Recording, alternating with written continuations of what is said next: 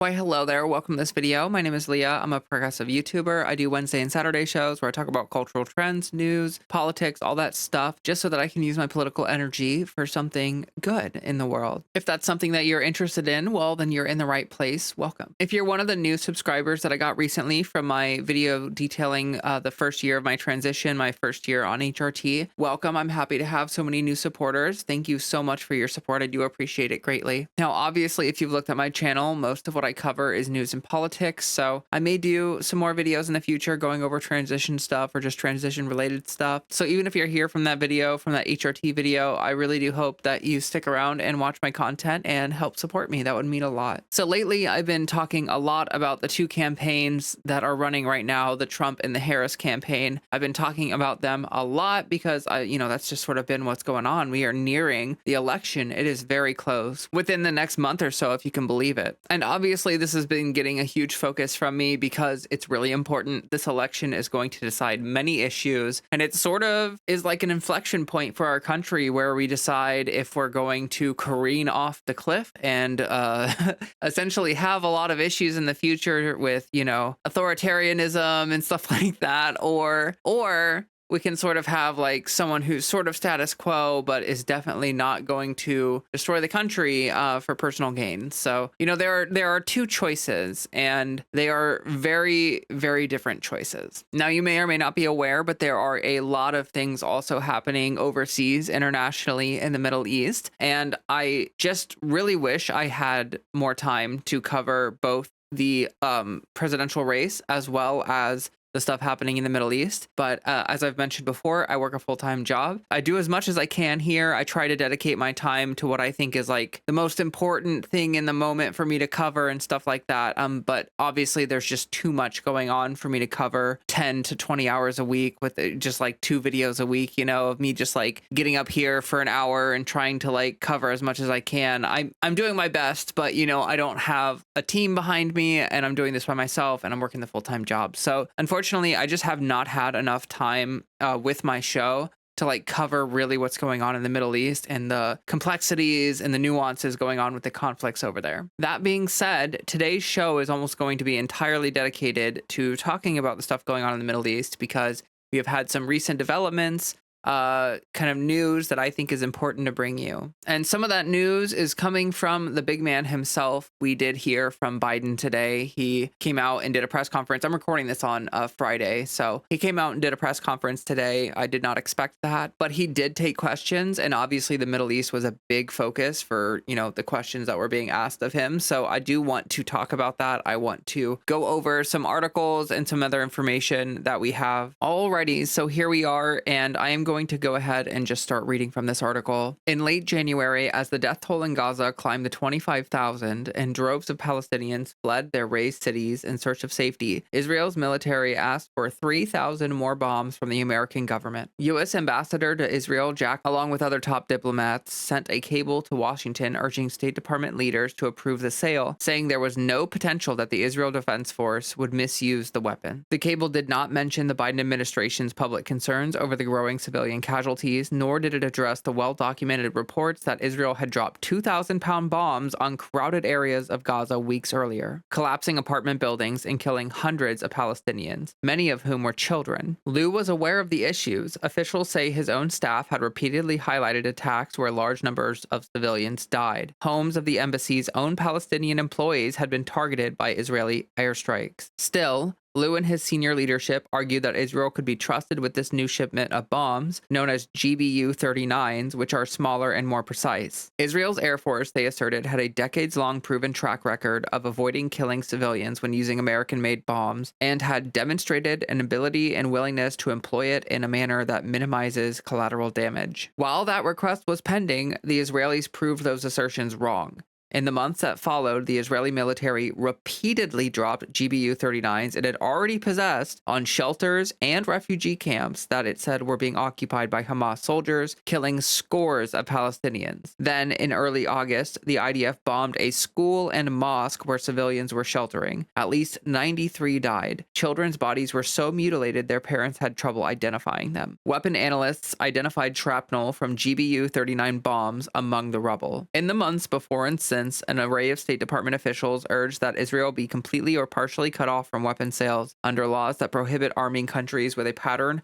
or clear risk of violations. Top State Department political appointees repeatedly rejected those appeals. Government experts have for years unsuccessfully tried to withhold or place conditions on arms sales to Israel because of credible allegations that the country had violated Palestinians' human rights using American-made weapons. On January 31st, the day after the embassy delivered its assessment, Secretary of State Antony Blinken hosted an agency-wide town hall at an auditorium at the State Department headquarters where he fielded pointed questions from his subordinates about Gaza. He said the suffering of civilians was absolutely gut-wrenching and heartbreaking, according to a transcript. But it is a question of making judgments, Blinken said of his agency's efforts to minimize harm. We started with the premise on October 7th that Israel had the right to defend itself, and more than the right to defend itself, the right to ensure that October 7th would never happen again. The embassy's endorsement and Blinken's statements reflect what many at the State Department have understood their mission to be for nearly a year. As one former official who served at the embassy put it, the unwritten policy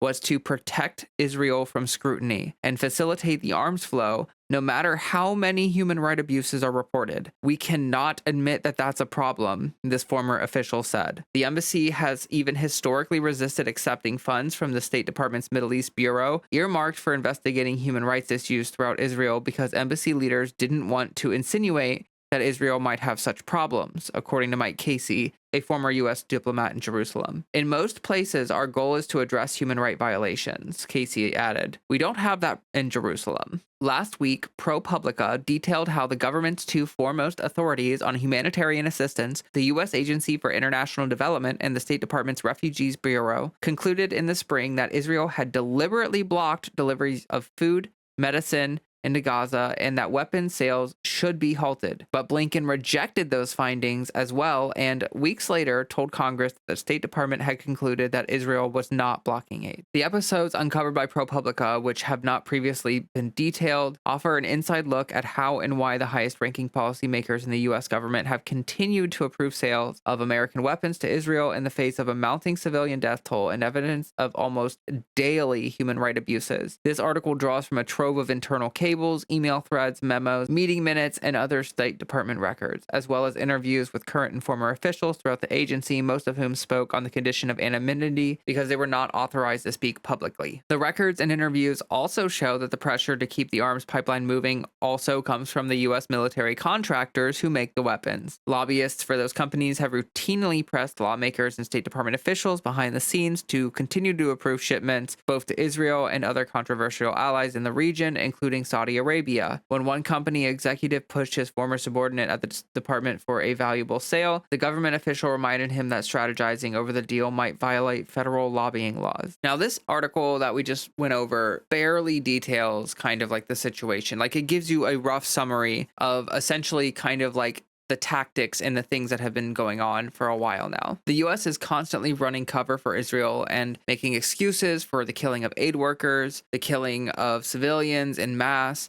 I mean, if you look at the numbers, like the civilian casualty rate is like 90%, 90+%. Like, they are killing mostly civilians in this war. That's why I refer to this as a genocide, because it is obvious that they are targeting civilians, that they have no care or regard for the civilian casualties, and they are like essentially just doing collective punishment against the Palestinians for what happened on October 7th. Now, you may or may not have heard about this, but recently Israel essentially is running out of like stuff to destroy in Gaza. They are running out of infrastructure to destroy, and so they are seeking other areas to bomb and destroy because they need a reason to keep the war going. Benjamin Netanyahu is almost certainly going to be pushed out of power as soon as the conflict ends. His popularity is not very great in Israel, and essentially the only thing keeping him in power right now, it's the chaos in his war cabinet. The fact that they are in the middle of this quote-unquote war, this conflict, that is what is keeping him in power. And so when this comes to an end, the International Criminal Court and other things are going to keep moving forward, and essentially he will be shipped off to jail. So if things go as they should, of course. But essentially recently what started happening is Israel started doing carpet bombing campaigns on Beirut, which is in Lebanon. They are doing these strikes under the auspices of going after an organization called Hezbollah. But the thing is that their tactics are literally the same as what they've been doing in Gaza. They are just bombing with wild abandon. There's no regard for civilian casualties. They are targeting residential areas. This is an incredibly disturbing thing to see. But before we talk more, let's just go ahead and jump to the next article. So here we are. I'm going to go ahead and read a bit from this one. How Biden officials secretly greenlit Israel's attack on Lebanon. Despite President Biden's public comments stating the opposite, the U.S. government actually backed Israel's attacks and bombing of Lebanon. Citing Israeli and U.S. officials, Politico reported Monday that White House officials told Israel that the U.S. would support its decision to bomb Hezbollah targets, despite the fact that publicly Biden was urging a ceasefire. Specifically, presidential advisor Amos Hochstein and Brett McGurk, the White House coordinator for the Middle East, told Israeli officials that the U.S. supported Benjamin Netanyahu's strategy to launch military attacks on Lebanon in order to convince Hezbollah to engage in diplomatic talks. The U.S. government was not united in this stance, however. Some officials in the State Department, the Department of Defense, and an intelligence aid establishments warned Israel's move could pull the U.S. further into another war in the Middle East. Israeli officials told their U.S. counterparts in mid-September of the change in the military strategy, but did not mention any specifics.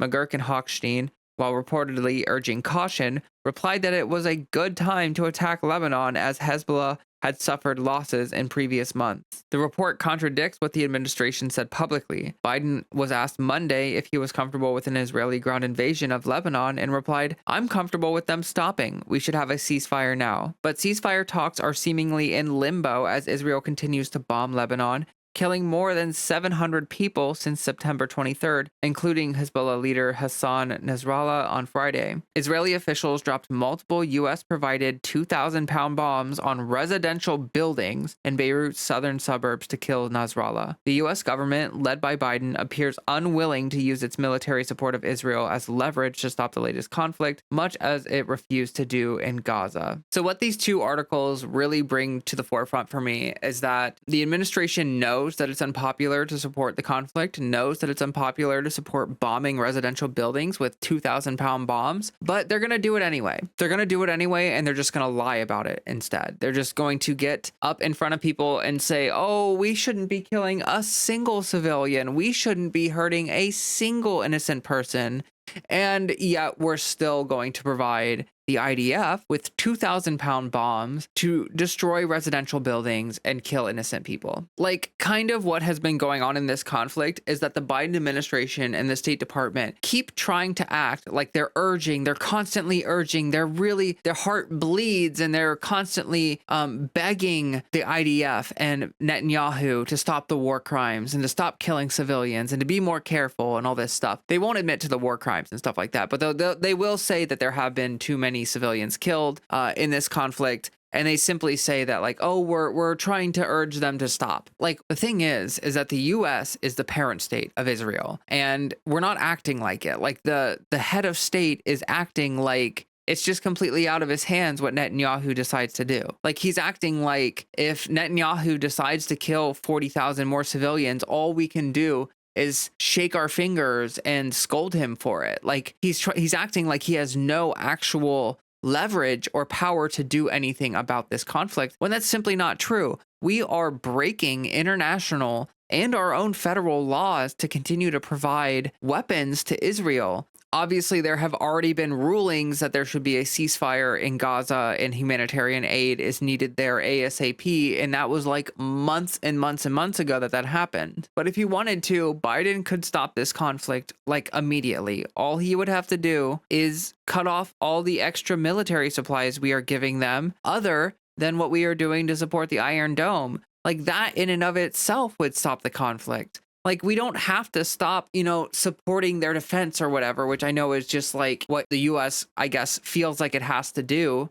We have to make sure that, Israel doesn't get bombed into non-existence as they are bombing other places into non-existence. But Biden would not even have to stop supporting the defense of Israel to stop this conflict. Like, there's this false equivalency that, like, if we do anything to try to curtail the killing of civilians that we are affecting Israel's defense. And that's just simply not true. That is ridiculous to assume that. But where this idea comes from, like the root of this idea is is essentially this idea that like we can get rid of terrorist organizations, that this kind of retaliation that the IDF is doing against Hamas and now Hezbollah is somehow going to eliminate them as threats to the state, the Israeli state. But that's completely ridiculous. The reason that Hamas exists in the first place is because of apartheid. It's because the Palestinians live in an open air prison that is completely controlled by the Israeli state. And because they are treated like second class citizens, and because they are constantly murdered on the colonial front and treated like their lives don't matter, obviously some of them grow up to be radicalized and grow up to be extremists. Now, obviously, this kind of situation could be curtailed by like doing something to actually improve the lives of the Palestinians and to create, either a two-state solution or whatever, something. Like there has to be something done, right? But instead, there's this myth, there's this fantasy that somehow there's this possibility of eliminating Hamas and eliminating Hezbollah and preventing there from being any more threats like October 7th ever again. To further this point, here is a clip of a State Department briefing, and you just have to just listen to this.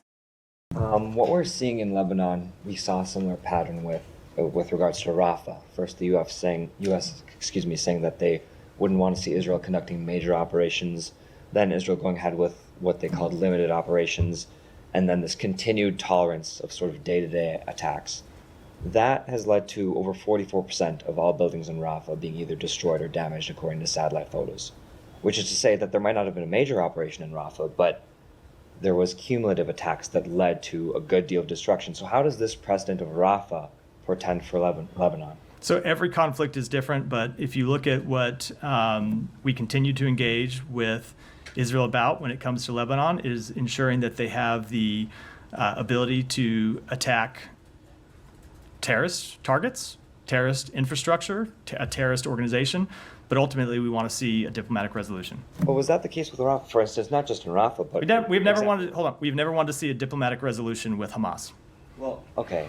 Well, what about the ceasefire? We wanted to see a ceasefire, but we have always been committed. We have always been committed to the destruction of Hamas. We did want to see a ceasefire, but we have always made clear that we wanted to see a different authority moving forward in governance of Gaza. Okay, but so for instance, that right there, that is him just saying the quiet part out loud. What he said right there was essentially that the U.S. should seek a ceasefire, not to stop the conflict, but to temporarily pause the conflict so that civilians could be fed, so that the IDF can just go right back to killing them. Like essentially he's just arguing to give the people in Rafah and stuff like that their last meal before the IDF goes in there and cleans house. It's disgusting. Like, why would Hamas, the governing authority or whatever, want to negotiate with the IDF when the explicit goal is the elimination of Hamas? It's like saying, hey, why don't you come to the table and negotiate how we can eliminate you faster? What they want is for Hamas to come to the table so that they can then eliminate those people and try to get rid of Hamas. It's absurd. It's absolutely absurd. And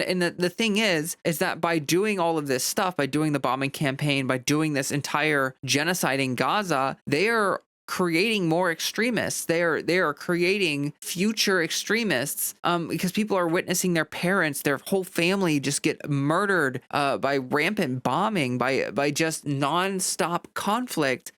People are dying of starvation, of famine, of not having enough medical equipment. Their hospitals are gone, schools are gone. The people are just living in tents waiting to die. And it's absolutely disgusting to me that guy can just say that stuff and go to sleep at night and continue to live his life. Like, I don't understand how some of these State Department people live with themselves. Like, they are literally ghouls. They are the definition of ghouls. Like, when I look at that guy that we were just watching that press conference, like, I see like a demon. Like, I do not see like a normal human being. This guy, he has so much blood on his hands due to how complacent he is and due to him just like creating excuses for the conflict. All right, but I got one more thing to go over with you today, and I apologize. I know that this is rough. Like, this is a rough story to cover. It's very bleak. There's almost no light at the end of the tunnel for me to point to. There's nothing positive. There's no positive spin. There's no movement in a good direction. It is basically all negative. It's basically all bad news, because the explicit goal of the IDF and apparently the US is to just eliminate Hamas by any means necessary, including bombing schools, mosques, hospitals, and other civilian infrastructure,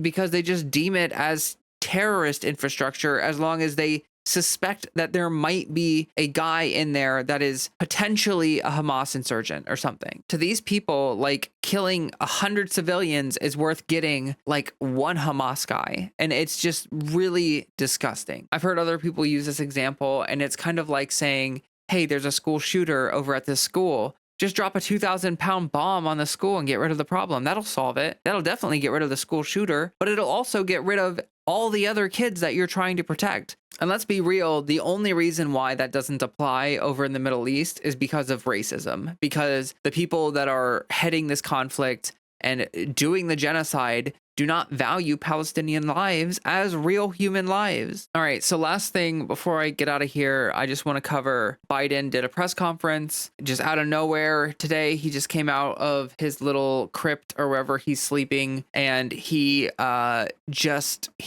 some things, and we're going to listen to it. All right, so here we are. Now, the first half of this press conference was just Biden bragging about economic numbers and stuff like that, which is all good stuff. Like, it's all like positive stuff, because the economy has been slowly improving under Biden. And that's kind of like why this is so disheartening for me, is because this Middle Eastern conflict, the genocide in Gaza and all that's entailed and all that's followed from that, it is absolutely like a massive scar on his record. Like, this is what he will be remembered for. This is his legacy. And I often forget, like, he is the reason why we pulled out of Afghanistan. And if he had not endorsed and co-signed on this genocide, then we would be able to say that he's an anti-war president. And honestly, I would feel really comfortable talking about, you know, his domestic wins and the things that he's done for the country, because some of them are really positive. Like, there are many domestic things that Biden has gotten done that I think are great. And I think that actually he got a lot more done as a domestic president than I thought he would. But of course, after October 7th, I mean,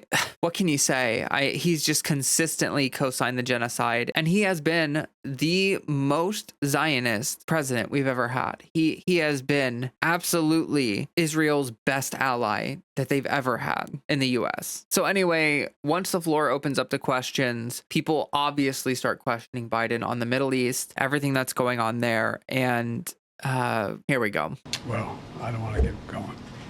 And then secondly, could you clarify some of your comments yesterday with regard to strikes on Iranian oil facilities? What did you mean by them, given some of the reactions we're seeing in the market? Well, look, the Israelis have not concluded what they're going to do in terms of a strike. That's under discussion. I think if I were in their shoes, I'd be thinking about other alternatives than striking oil fields. Again, it's that thing of him just being like, well, if I were them, I would do something entirely different. Well, you're not Netanyahu. Like, you're not Benjamin Netanyahu. So what are you going to do about it? Like, this whole, like, I wouldn't murder a whole bunch of civilians, you know, that definitely makes me a good person because I wouldn't do it.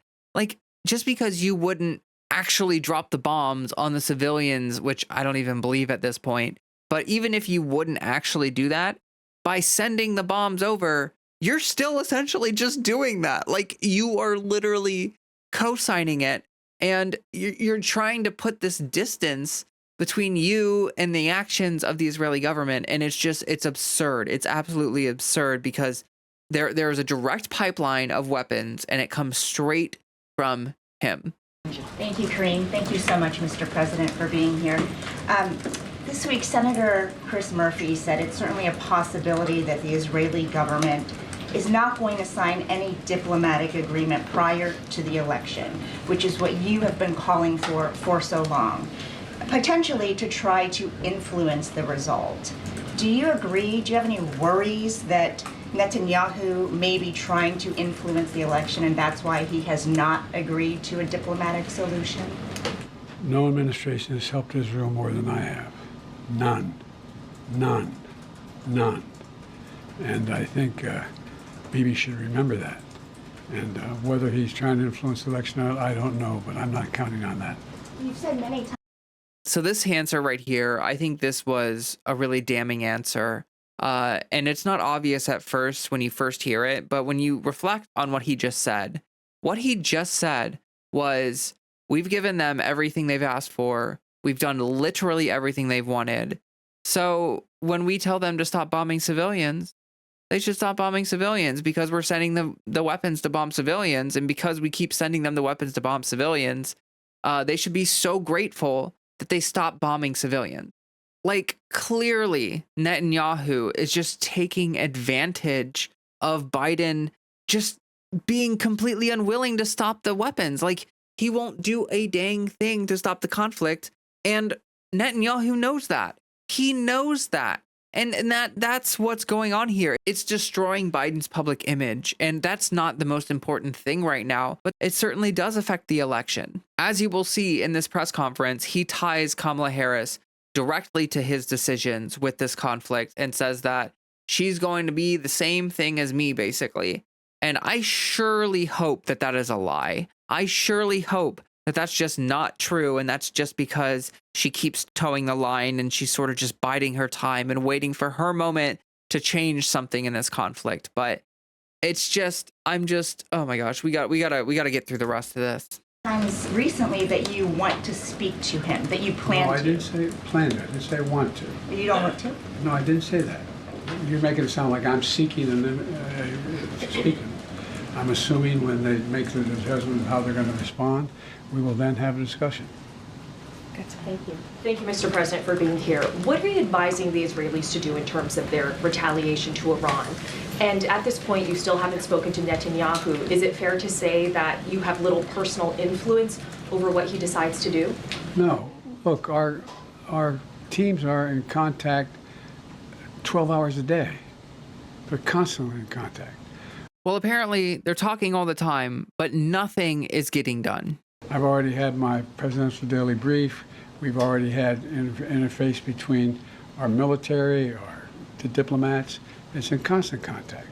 They are trying to figure out, and it's the high holidays as well. They're not going to make a decision immediately. And so we're going to wait to see when they want to talk. But over the past few months, they've consistently defied your administration's own advice. So do you believe that the Israelis are going to listen to the advice you're giving them? What I know is the plan that I put together. It is absolutely insane for Biden to be just doing the same thing over and over and expecting Israel and Netanyahu to respond differently. Received the support of the UN Security Council, the vast majority of our allies around the world, as a way to bring this to an end. Look, the Israelis have every right to respond to the vicious attacks on them, not just from the Iranians, but from everyone from Hezbollah to Houthis. Anyway, and but the fact is that they have to be very much more careful about dealing with civilian casualties. So how should they respond? You expressed concerns about attacks on Iranian oil facilities. How should they respond? That's between me and them. All right, we got to move on. Go ahead, Tam. The election is a month away. One, I'd like to know how you're feeling about how this election is going. And then also, do you have confidence that it will be a free and fair election and that it will be peaceful? Two separate questions. Very much. I'm confident it'll be free and fair.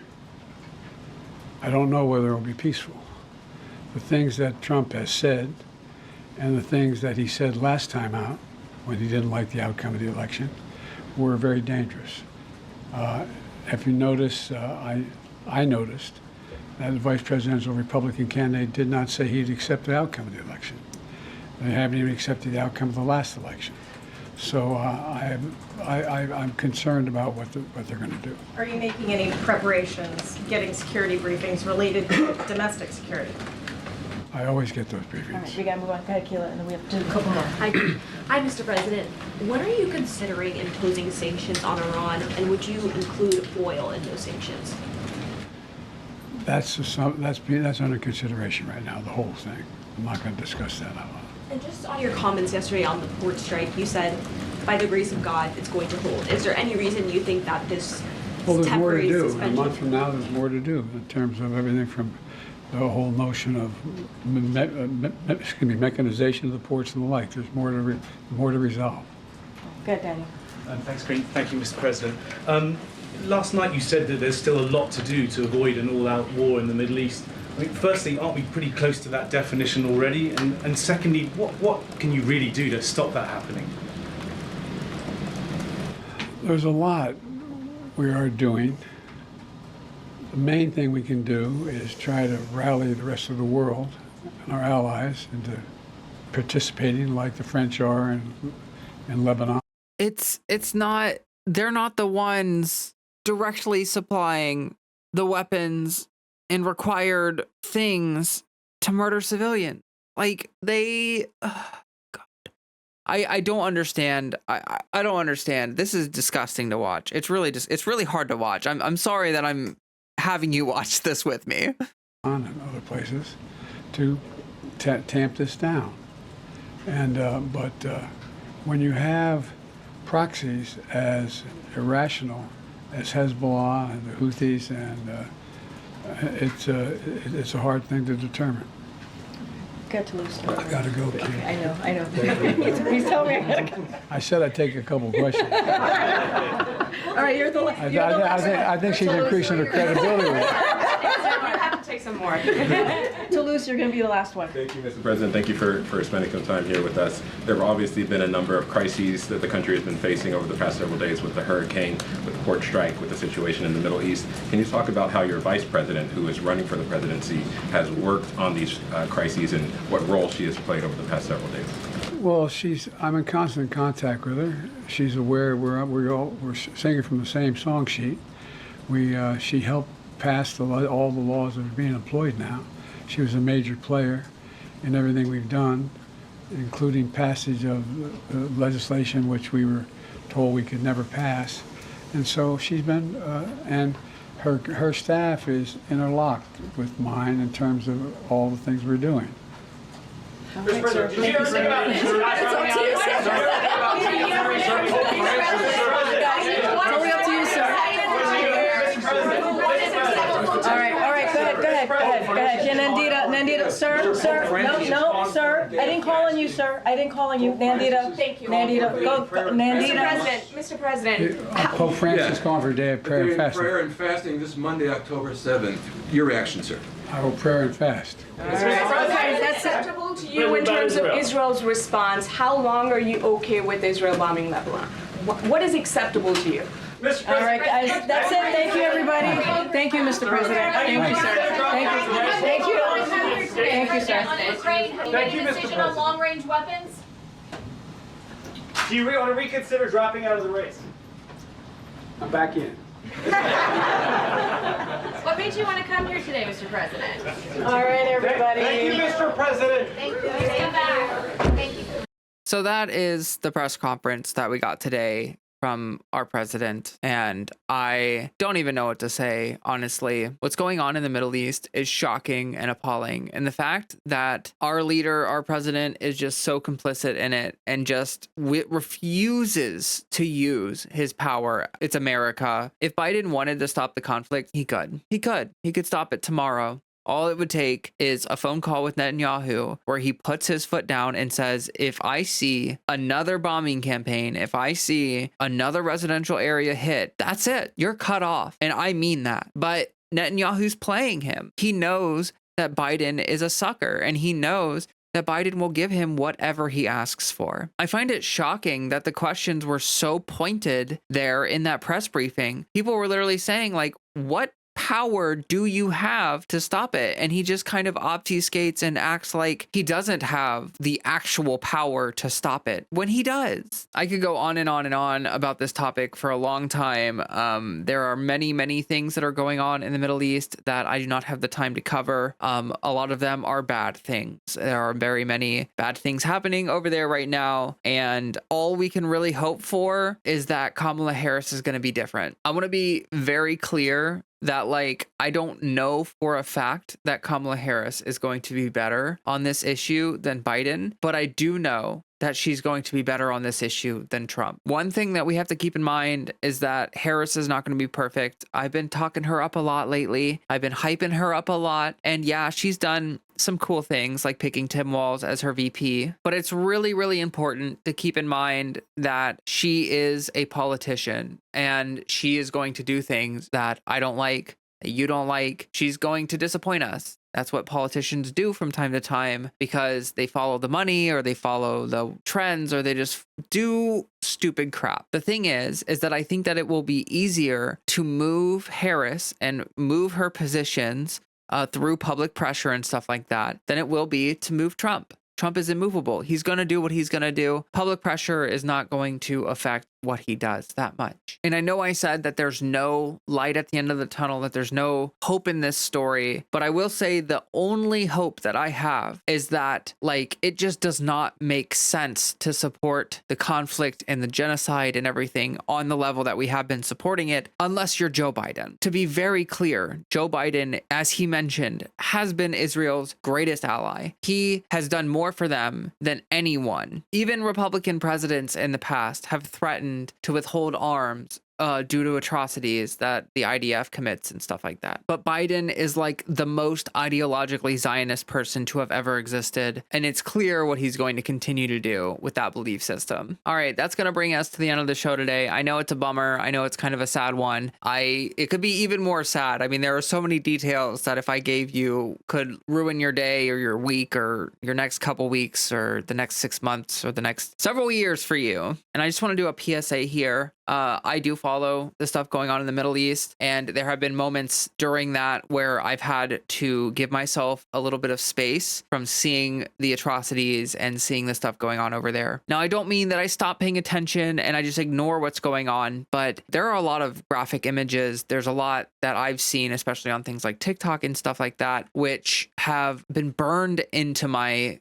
brain. And I just want to do a friendly PSA right here that like we as individuals have power to affect change in small ways, but there's nothing that any of us can do right now to stop this conflict or to make a big difference or to save the people in Rafah. You can donate to aid organizations and do other things, and I do recommend that you do stuff like that. But I think that it's important to remember that at the end of the day, our power is very limited because our power has been taken from us. So essentially what I'm saying is just like keep track of your mental health and make sure that you don't put yourself in a situation where you are then at risk of doing something dangerous to yourself. If you need to step away from seeing the violence and seeing the human rights abuses and stuff like that, I don't think many people are going to blame you. Just remember to take care of yourself. But yeah, that's it from me. That's it today. I will be back with another show next Wednesday, and I hope to see you all there. Now, my last video was a couple days late. It actually got released yesterday, so we're gonna have like a back-to-back upload going on here. But I just wanted to mention that like the reason that happened was because I don't know, actually.